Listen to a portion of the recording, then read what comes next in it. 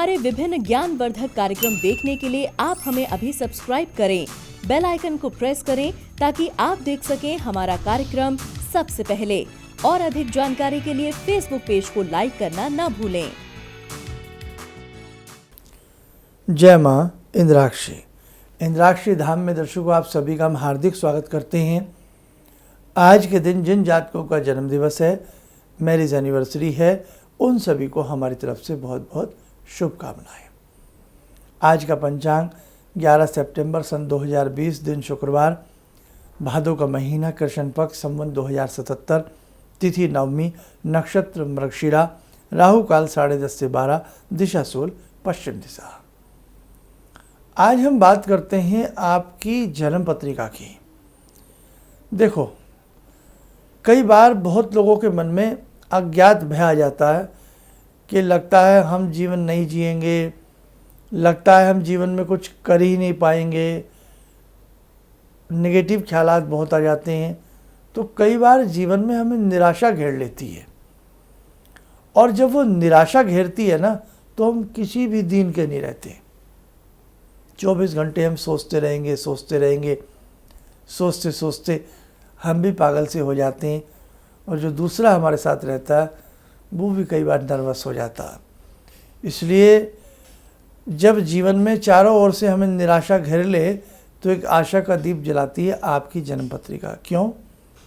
आपकी जन्म पत्रिका में सभी पहलू होते हैं।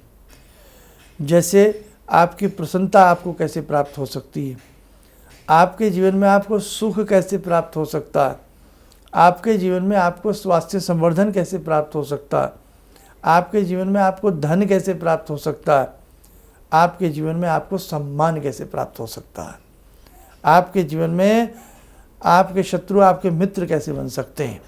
तो बहुत सारी ऐसी चीज़ें हैं जो व्यक्ति की जन्म पत्रिका के अंदर अंकित होती हैं। और कई बार जन्म पत्रिका सबके पास नहीं भी होती है, तो हाथ की रेखाओं में भी इस प्रकार की बहुत सारी चीज़ें होती हैं कि जिनसे आपकी कोई भी समस्या है तो आप अपनी समस्या से पार पा सकते हैं। कहने का भाव, यदि जीवन है तो देखो भाई, समस्याएं तो रहती रहती हैं, लेकिन उन समस्याओं का अंत आपकी पत्रिका भी कर सकती है, और आपके हाथ की रेखाएं भी आपकी समस्याओं का हर हालत में आपको सोल्यूशन दे सकते हैं। लेकिन कई बार हम सोल्यूशन तो लेते हैं, लेकिन उपाय करने से डर जाते हैं। डॉक्टर साहब के पास तो गए, लेकिन डॉक्टर साहब ने जब इंजेक्शन तैयार किया ना, पानी आगे पीछे किया, डर जाते हैं। मेडिसिन आगे पीछे करते समय सुई को देख करके डर जाते हैं। अब भाई डॉक्टर साहब हैं, उनका अनुभव है, इंजेक्शन तो लगवाना पड़ेगा। अब डरना कैसा?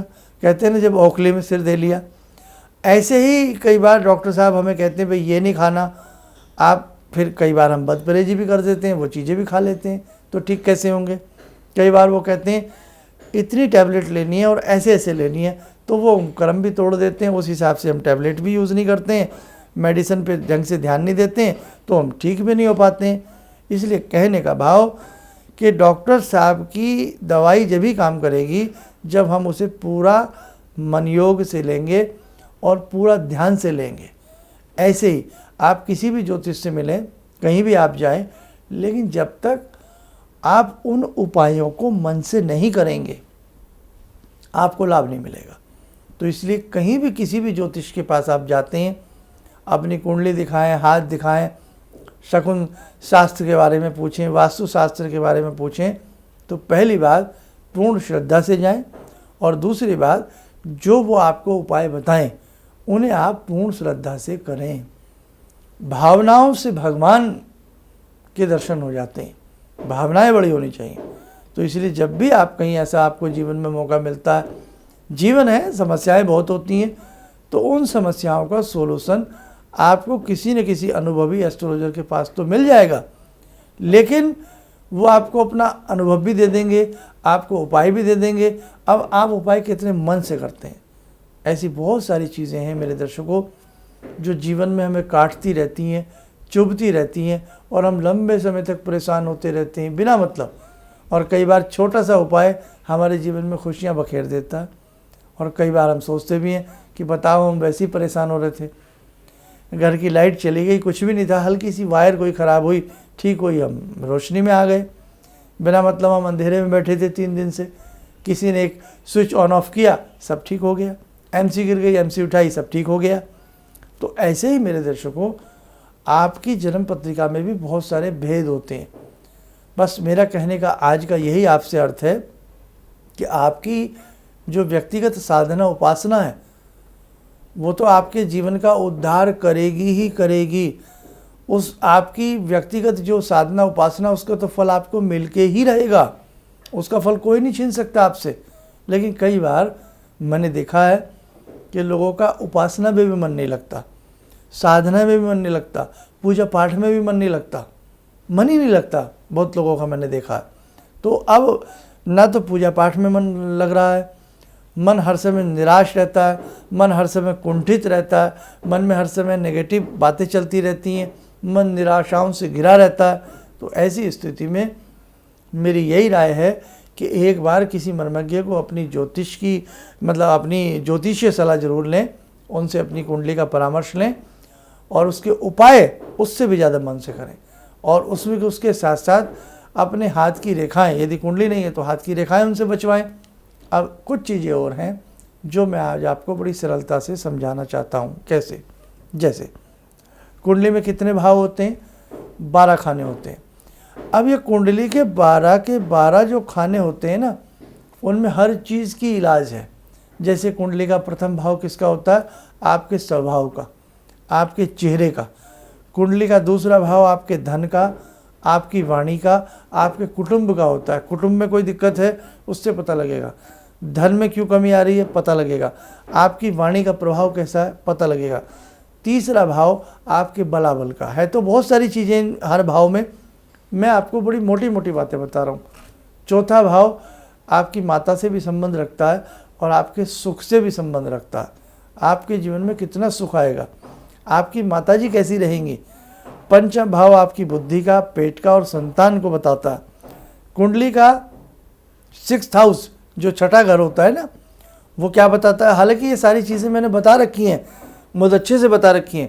कुंडली का 6th हाउस जो बताता है वो बताता है आपके शत्रु कैसे होंगे और उन पे पार कैसे पा सकते हैं आप। और शत्रु के साथ साथ आपके रोगों का ब्यौरा भी आपकी कुंडली का छठा भाव देता है। सप्तम भाव आपका विवाह बताता है, पत्नी का ब्यौरा देता है, पत्नी के लिए पति का ब्यौरा देता है, यात्राओं के बारे में बताता है। अष्टम भाव आयु का भी होता है, पैरों पर भी इसका असर दिखता है। पैरों में बहुत लोगों को वेदना, दर्द रहता है। अष्टम भाव से पता लगता है ऐसा क्यों होता है। नवम भाव आपके भाग्य भाव को वाचता है, आपका भाग्य कैसा रहेगा। दसम भाव आपका व्यवसाय, आपकी जॉब कैसी रहेगी, जॉब करें, व्यापार करें। एकादश भाव आपके लाभ का है, हर चीज़ से लाभ, किस चीज़ से लाभ नहीं मिल सकता और किस चीज़ से मिल सकता है।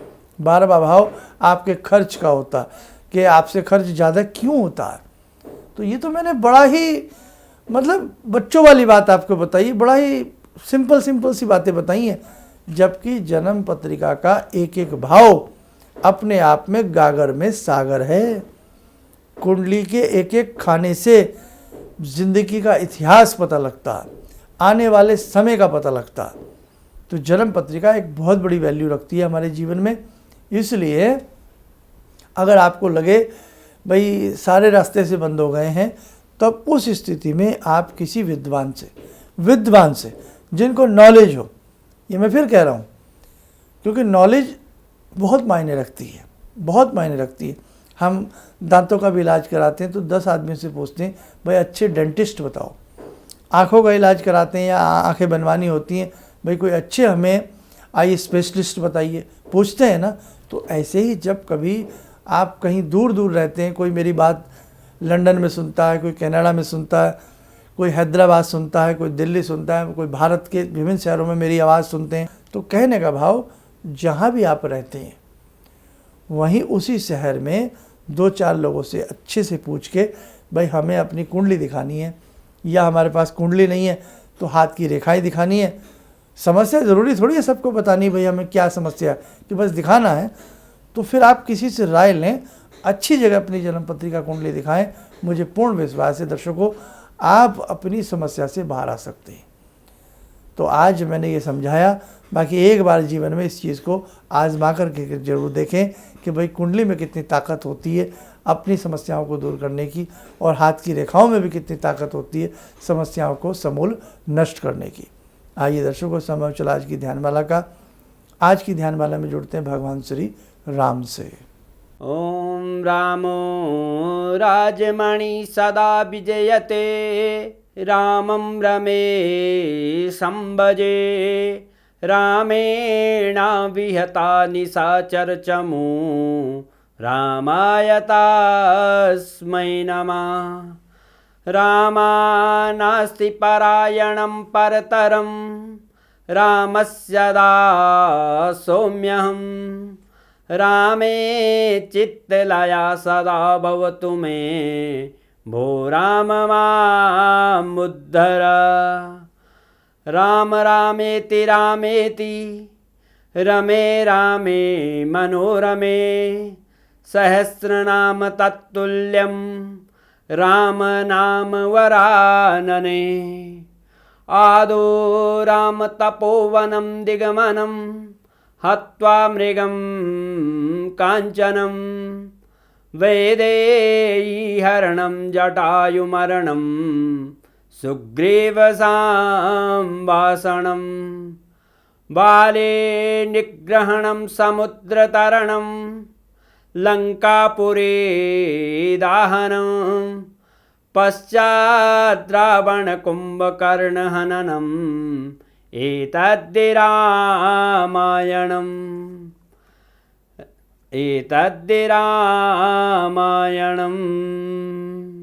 कवच बना लें, ध्यान करें, राम जी का आशीर्वाद हम सबके ऊपर बरस रहा है।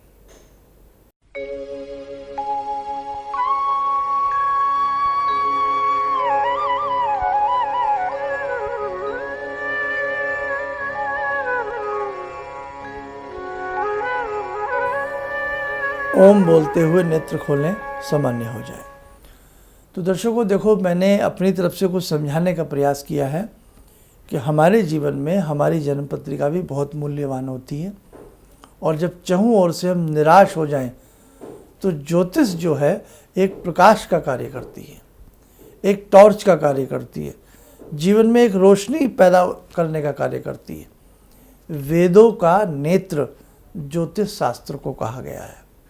तो आप देख लीजिए, ज्योतिष है ना, ज्योतिष ज्योति जिससे उत्पन्न होती है, प्रकाश जिससे उत्पन्न होता, तो जीवन में किसी भी प्रकार की परेशानी हो, जीवन के समस्त प्रकार के अंधेरों को उजाले में बदल देती है ज्योतिष विद्या। बस शर्त यह है कि आप जिसके उनके बताए जो भी जिस एस्ट्रोलॉजर से आप मिलते हैं, उन्हें अपने सब्जेक्ट में अच्छी नॉलेज होनी चाहिए, अच्छी पकड़ होनी चाहिए, और जो वो आपको उपाय दें उन्हें आप मन से करें, दिल से करें, आपको लाभ ज़रूर मिलेगा। इन्हीं शब्दों के साथ हम अपनी वाणी को विराम करते हैं। जय माँ इंद्राक्षी। भगवान से जुड़ो, और भगवान से जुड़ने का जरिया आपने बताया, बहुत अच्छा लगा, बहुत धन्यवाद। और सनातन धर्म को जिंदा रखने के लिए आप जो प्रयास कर रहे हैं वो बहुत सराहनीय है। हम लोग को मौका मिला है, हम लोग भाग्यशाली हैं जो आपके करीब आने का हम लोग को मौका मिला है। किसी भी समस्या के समाधान के लिए मिले प्रसिद्ध हस्तरेखा एवं वास्तु विशेषज्ञ प्रोफेसर धर्मेंद्र शर्मा जी से। नोट: शिविर में भाग लेने हेतु एवं व्यक्तिगत रूप से मिलने के लिए कॉल करने का समय सुबह 10 बजे से शाम 6 बजे तक। हमारे विभिन्न ज्ञानवर्धक कार्यक्रम देखने के लिए आप हमें अभी सब्सक्राइब करें, बेल आइकन को प्रेस करें ताकि आप देख सकें हमारा कार्यक्रम सबसे पहले। और अधिक जानकारी के लिए फेसबुक पेज को लाइक करना न भूलें।